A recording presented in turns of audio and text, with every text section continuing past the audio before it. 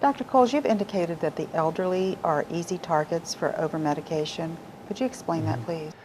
Yeah, I think the average Medicare age patient, I read somewhere, takes 6 different drugs or something like that. And it's and most drugs affect the brain. Okay. But they're taking stuff for Lipitor and they're Coumadin and they're taking antidepressants and they're taking something for their bowels and Why are they heart and taking blood pressure. antidepressants? Is aging depressing? Well, it can be, certainly, your Okay. friends are dying and there's lots of losses and your connections with your kids and grandkids Okay, so there you're are in some Arizona depressing. and they're somewhere else. So it's that our culture is separating families, and that's kind of sad for a lot of people.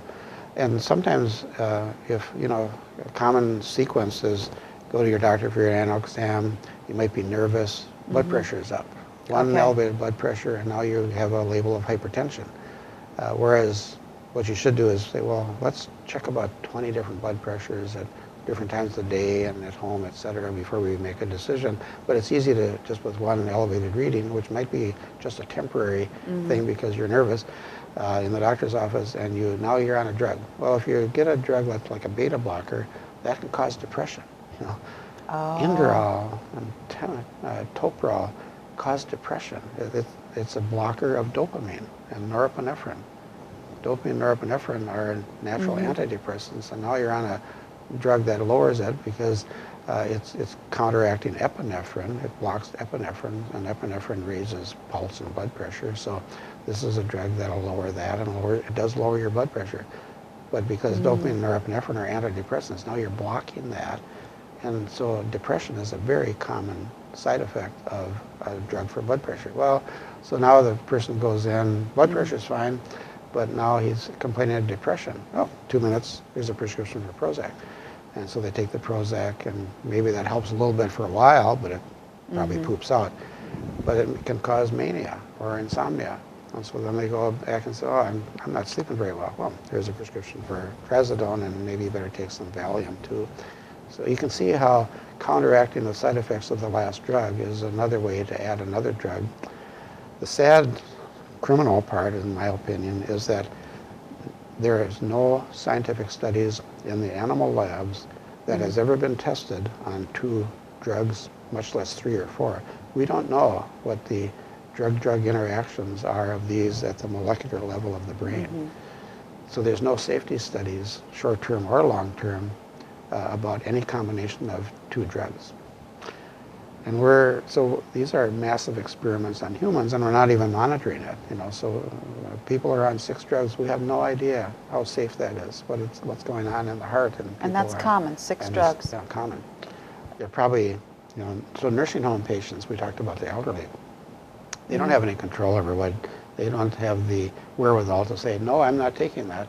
They're probably zoned out already, and they just swallow what the nurse gives them. The obedience thing.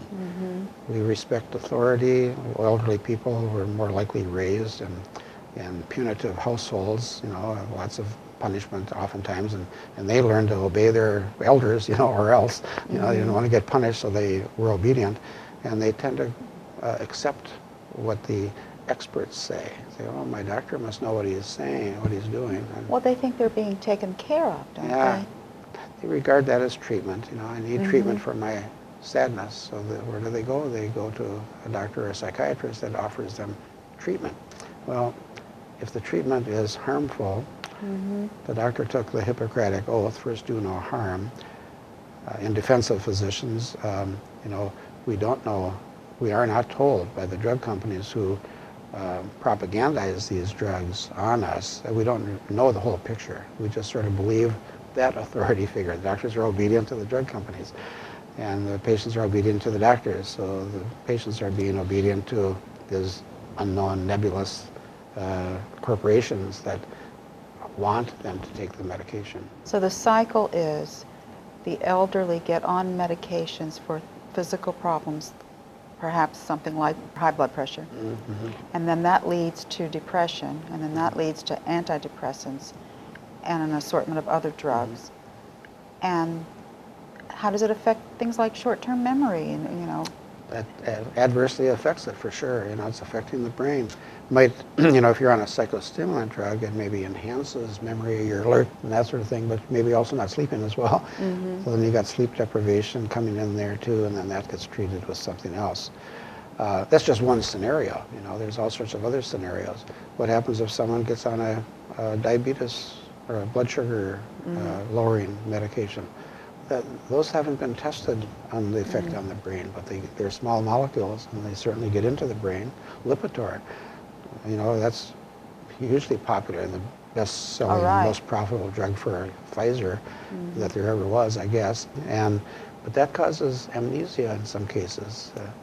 It causes depression in some cases, et cetera. It has a lot of side effects, but the drug industry is not obligated to figure out what it does to the brain. They figure out what it does in the liver. They know a lot of what Lipitor does to the liver, but they don't study what effect it has on the brain, and yet it gets into the brain. So when there's huge lists of side effects in the physician's desk reference, the PDR, but they never explain why does it cause nausea. You know, they might understand why Prozac helps with depression short term, and theoretically why it works. But all this nausea and this sexual dysfunction that are so common, they don't have to explain why it does that. You know, there's no even theory as to why it does that. It's just a side effect.